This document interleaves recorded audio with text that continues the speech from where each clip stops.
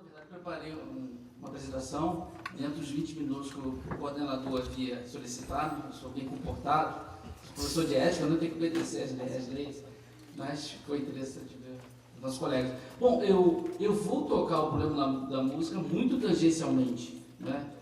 Eu vou falar sobre o mesmo. Isso não quer dizer que não tem alguma novidade, espero.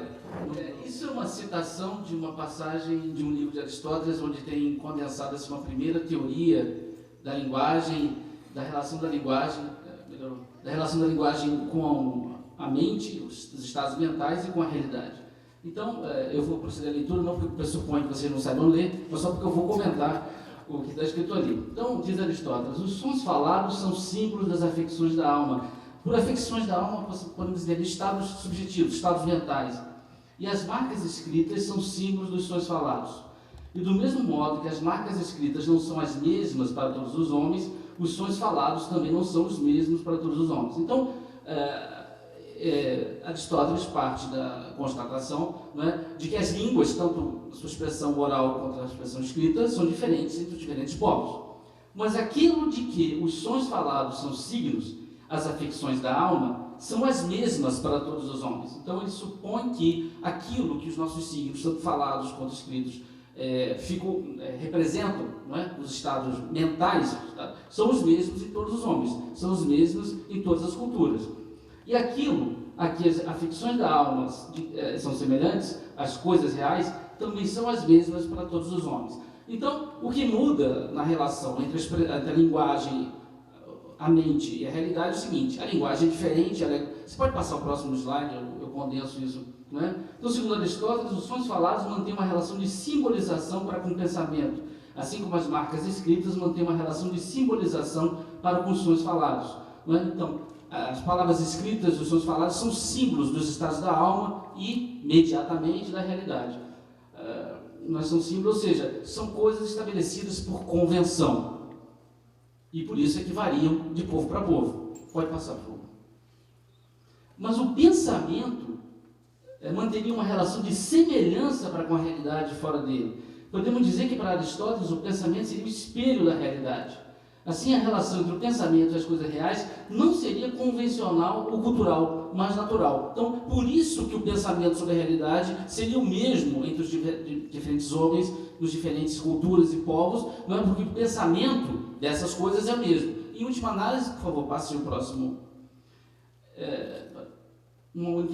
Isso, em última análise, porque para Aristóteles haveria para os mais variados povos uma única e mesma realidade e um único e mesmo pensamento referente a essa realidade. Então, a expressão linguística, seja ela oral ou escrita, não é? Ela é contingentemente variada entre os diferentes povos, mas os seus referentes, ou seja, o pensamento e a realidade a que o pensamento, né, faz referência, seriam os mesmos em todos os povos. Não?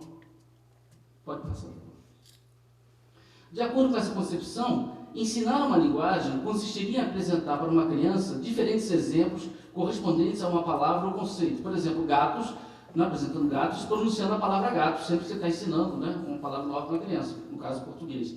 Uma vez tendo aprendido o conceito de gato, a criança só teria de observar se cada animal que lhe aparece é o mesmo que os que lhe haviam sido antes apresentados. Então, essa concepção que a gente chamaria de realista ingênua, de Aristóteles, pressupõe que a nossa apreensão do que é o mesmo na realidade, ela é muito natural. Né? Aprender uma palavra e o conceito ligado a essa palavra, não é? É tudo que é feito com aprender uma linguagem. Reconhecer semelhanças, ou reconhecer, melhor dizendo, identidades, seria alguma coisa que cada falante da língua, uma vez que tenha aprendido a palavra e o conceito correspondente, pode fazer por si mesmo num contato natural com as coisas. Pode passar, por favor. Bom, pressuposto subjacente, eu digo que a percepção de coisas como sendo as mesmas, como sendo idênticas, né, seria algo natural em nossa experiência do mundo. Natural e, portanto, não convencional, não aprendido. E esse aqui é o ponto que eu vou desenvolver agora, com auxílio de observações feitas pelo filósofo austríaco Ludwig Wittgenstein, não é? Em que mostra que aprender uma linguagem é muito mais do que aprender palavras, rótulos para coisas no mundo, não é que nós aprendemos independente da linguagem. Aprender uma linguagem é aprender a identificar coisas, inclusive, como idênticas e como mesmas. Eu eu vou elaborar em cima de 3 exemplos aqui que são oferecidos por um autor, um comentarista de Wittgenstein, também inspirado em algumas passagens de Wittgenstein, por favor. The Blue and the Brown Books, diz Wittgenstein, nossa apreensão do que conta como idêntico e mesmo na experiência é determinada por certas práticas sociais e costumes, isto é, em última análise, é matéria de convenção. Então, contra essa pressuposição de que aprender coisas com as mesmas e idênticas seria algo que nós fazemos naturalmente, independente da linguagem em que somos introduzidos. Esse é o ponto contra Aristóteles. Não? Por favor. Bom, agora que eu preciso do dó.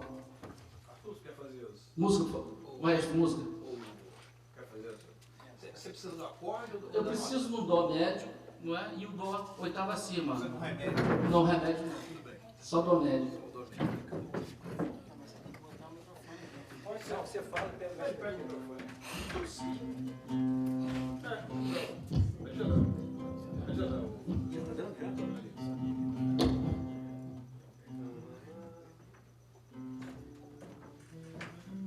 Eu só preciso do dó. Dó médio e oitava acima. De novo.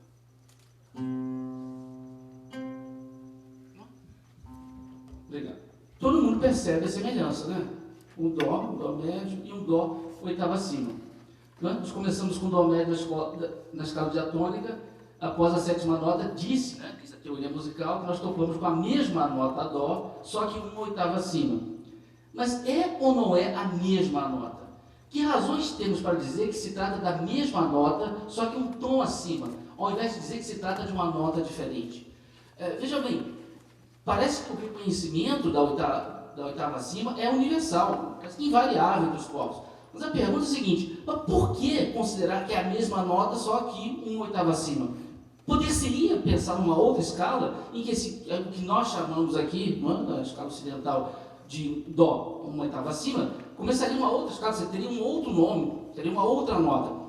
Mesmo apesar da semelhança que nós reconhecemos. O ponto é o seguinte, perceber semelhanças, isso podemos até pressupor que essa percepção de semelhança seja universal, não é uma razão por si só para decretar que se trata da mesma nota, de uma nota idêntica. Passe, por favor. Bom, a resposta à pergunta, porque consideramos que é a mesma nota, só que um tom assim, oitava acima, desculpa. Por razões de conveniência, a teoria musical ocidental convencionou que se trata da mesma nota. Sem dúvida, há similaridade entre os dois sons e a percepção da oitava é um fenômeno universal. Mas o fato é que se decidiu que tal similaridade é suficiente para assimilá-las. Esse é o ponto. E vai ficar mais claro agora com um exemplo que eu apresento a seguir, de coisas que são dessemelhantes e que uma determinada cultura decidiu que são semelhantes. Nós temos exemplo aqui, então, de coisas que são, obviamente, ao ouvido humano, semelhantes, mas o pressuposto do filósofo é que se decidiu, se convencionou dizer que é a mesma coisa. E uma outra convenção poderia decidir que não, que são notas diferentes. Agora, você já passou já? Bom, esse aqui é um exemplo interessante. Os antigos chineses concebiam milhas de comprimentos diferentes. A milha ladeira acima e a milha ladeira abaixo. Bom, não parece estranho, já que nos países de língua inglesa usam a milha terrestre, 1.760 jardas, e a milha náutica, que tem por volta de 2.000 jardas. O problema é que para os chineses, apesar de serem de comprimentos diferentes, tratar-se-ia da mesma milha. Então nós temos aqui um caso de coisas que são objetivamente diferentes e que foram tratadas por uma sociedade como idênticas. Pode passar, por favor. Suponhamos que a milha ladeira acima medisse 1.760 jardas e que a milha ladeira abaixo medisse 2.000 jardas. Contudo, para os chineses, apesar de diferentes, as milhas se equivalem. É a mesma milha, só que uma seria ladeira acima e outra ladeira abaixo. Pode passar. Eu peguei aqui um exemplo contemporâneo para tentar tornar claro isso. Comparemos como é bem diferente o poder de compra de R$100 no Rio de Janeiro numa cidade pequena qualquer. Poderíamos dizer que R$100 no Rio seria o mesmo que R$50 no interior. Não é? A gente pensa o salário dos professores universitários das universidades federais, com exceção da UNB, Universidade de Brasília, mas Brasília é um caso à parte, né? A Ilha da Fantasia. Todos os salários dos professores universitários federais são iguais, nominalmente, não é? Mas na prática são diferentes, né? Porque que ganha professor no FRJ, morando no Rio, né, tem um poder de compra muito menor que ganha um professor, sei lá, no Paraná, um professor federal no Paraná. Então, se a gente quisesse aprofundar isso, poderia dizer o seguinte: para que os professores das universidades federais ganhassem o mesmo, teriam que ganhar diferente. Não? Porque o poder de compra é diferente. Seria mais ou menos a questão dos chineses. Ok, uma milha ladeira acima, uma milha ladeira abaixo é diferente. Mas e o esforço que você faz para subir uma ladeira acima? Ou seja, o esforço ou o tempo que você leva para subir, não é? Eles decidiram que isso é importante na medida deles. E por isso, o que parece para nós como diferente, eles tratam como convencionaram tratar como igual. Eu acho que eu concluo esse exemplo no próximo. Né? Tudo depende da forma de vida da sociedade. Se, para usar o exemplo dos professores universitários federais, se a associação deles decidir empreender uma campanha nesse sentido, vamos realmente ter isonomia nos salários, poderia fazer uma medida, talvez uma maneira de medir com o poder de compra dos salários e implementar isso, né? Vamos exigir isonomia mesmo, fazendo o quê? Que os salários sejam diferentes nas diferentes regiões. Não é? Então, tudo depende de uma forma de vida, tudo depende de certas decisões sociais para que certas coisas sejam definidas como diferentes ou como iguais. Para os chineses antigos, caminhar 1.760 jardas ladeira acima seria o mesmo que caminhar 2.000 jardas ladeira abaixo. Eis porque convencionaram dizer que é a mesma milha. Esse é o ponto, né? Coisas dessemelhantes são tratadas como idênticas, e no exemplo da música, coisas que são semelhantes são tratadas como idênticas, mas poderia ser diferente. Nada na realidade exige, não é, que as notas diferentes, não é, na escala sejam a mesma nota. Foi uma decisão, uma convenção que segue conveniências, no caso da teoria musical, e que uma decisão que seguiu conveniências para o estilo de vida dos chineses, não é, há sei lá quantos mil anos atrás. Mas um último exemplo que eu... azul claro e azul escuro são necessariamente tons da mesma cor? Imaginemos uma tribo, esse aqui é um exemplo desse comentarista do Wittgenstein que eu peguei, tá? Imaginemos uma tribo composta de duas castas, a dos patrícios e a dos plebeus. Os membros da primeira só usam trajes das cores que chamamos de vermelho e azul claro, que a gente vai chamar aqui de cor 1. Os da segunda tribo, né, usam trajes das cores que chamamos de amarelo e azul escuro. Tá certo? Então, faça um esforço de imaginação aí. Então, trajes, os patrícios usam trajes vermelho, que nós chamamos de azul claro, e os plebeus amarelo e azul, que nós chamamos de azul escuro. Azul claro e azul escuro... Vai passar, por favor. Para essa tribo não há nomes diferentes para as cores vermelho e azul claro. Elas são tomadas como uma coisa só no interior da cor patrícia. Então, nessa simulação, eles não veem nenhuma razão para distinguir entre vermelho e azul claro. Vermelho e azul claro compõem a cor patrícia. Analogamente, amarelo e azul escuro compõem a cor plebeia. Eles não distinguem. E veja bem, não é um problema de fisiologia dos olhos, não. É uma decisão cultural. Tá certo? Os tradutores comentam que uma das dificuldades de traduzir a Ilíada e a Odisseia de Homero é que muitas cores que nós diríamos que é amarelo ou verde, eles usam uma palavra só para essas diferentes cores. Não é porque os gregos tivessem olhos, retina ou aparelho neural diferente do nosso. Não. É uma decisão cultural. Não é? Bom, para eles, o que chamamos de tons da mesma cor azul pertencem a cores completamente diferentes. Então, o que nós chamamos de azul claro e azul escuro, e portanto tons diferentes de uma mesma cor, para eles pertencem a cores completamente diferentes. Eles não veem a diferença entre as cores que compõem a cor patrícia e a cor plebeia? Sem dúvida. Como eu disse, não se trata de um problema fisiológico. Mas por que todas as diferenças observáveis teriam de estar encarnadas na linguagem? Essa é a pergunta. Não é? Nós tomamos o rosa-choque como um tom do rosa. Os falantes de língua inglesa consideram o rosa, o que nós chamamos de rosa-choque, pink, uma cor distinta. Não é? Decidiu-se assim, sabe Deus quando, não é? Isso acontece. Passando por favor. Eles não, vejam bem, e o exemplo é interessante porque se trata de duas castas separadas. Então, eles não têm nenhum interesse em marcar a diferença entre o que nós chamamos de vermelho e o nosso azul claro. Vermelho e azul claro pertencem à cor plebeia. Isso marca uma diferença de classe.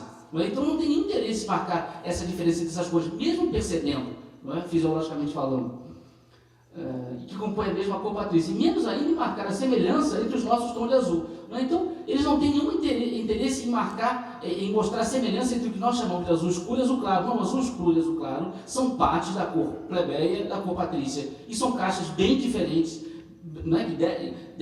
Cuja diferença tem que ficar bem marcada, e, portanto, nessa sociedade não há interesse nenhum em aproximar o que para nós é natural. Azul escuro e azul claro são tons de uma mesma cor. Em suma, nossa percepção de semelhanças e diferenças na realidade está relacionada à linguagem e às formas de vida e de sociedade a ela ligadas. Essa é a moral da história da filosofia da linguagem de Wittgenstein. Contra a concepção que eu chamei de ingênua, realista ingênua de Aristóteles, né? A experiência que nós temos no mundo, a identificação de coisas como idênticas ou diferentes, é, na verdade, permeada, melhor dizendo, constituída pela linguagem que nós somos introduzidos e que nós aprendemos. Não é uma coisa que nós olhamos e percebemos. Não é? Há decisões linguísticas, conceituais, nas quais nós somos introduzidos. O Wittgenstein